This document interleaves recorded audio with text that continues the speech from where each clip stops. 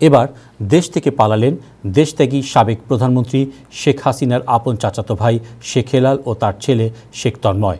9 September সীমান্ত দিয়ে তারা ভারতে চলে গেছে বলে জানিয়েছে সংশ্লিষ্ট বিশ্বস্ত সূত্র। বিস্তারিত রিপোর্টে। সাবেক প্রধানমন্ত্রী শেখ হাসিনার আপন দুই চাচাতো ভাই শেখ জুয়েল, শেখ হেলাল ও তার ছেলে শেখ তন্ময় সীমান্ত পাড়ি দিয়ে ভারত চলে গেছেন। 9 সেপ্টেম্বর তারা তিনজন যশোর সংলগ্ন সীমান্ত দিয়ে কলকাতা গেছেন বলে নিশ্চিত করেছে সংশ্লিষ্ট বিশ্বস্ত সূত্র।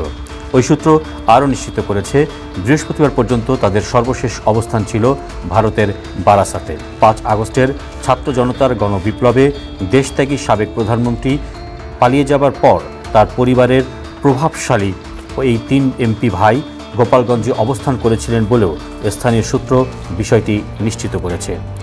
দক্ষিণবঙ্গের রাজনীতি সহ ব্যবসা বাণিজ্য, টেন্ডার, দখল মনোনয়ন বাণিজ্যের সবকিছুতে একচ্ছত্র আধিপত্য দক্ষিণবঙ্গের যুবরাজ খ্যাত শেখ হেলাল এবং তার পরিবারের কবজায় ছিল বলে ওই এলাকার মানুষের দীর্ঘদিনের অভিযোগ। নৌ ও সড়ক পথে চাঁদাবাজি, মাদক ও স্বর্ণ চোরাচালানের মাধ্যমে হাজার হাজার কোটি টাকা ভারত, দুবাই ও সিঙ্গাপুরে পাঠিয়েছেন তারা। এমন অভিযোগ করে তারা বলছেন, সিঙ্গাপুরের ক্যাসিনোতে নিয়মিত মুখ ছিলেন শেখ হেলাল। স্বর্ণ চোরাচালান দ্বন্দ্বে নিহত আওয়ামী লীগ সংসদ সদস্য আনোয়ারুল ইসলাম আনার হত্যাকাণ্ডের অন্যতম সন্দেহভাজন যশোর আওয়ামী লীগ নেতা শাহিন চাকলাদার শেখ হেলালের শেল্টার দিয়েছিলেন বলেও ওই সময় একাধিক গণমাধ্যমে প্রকাশ পেয়েছিল।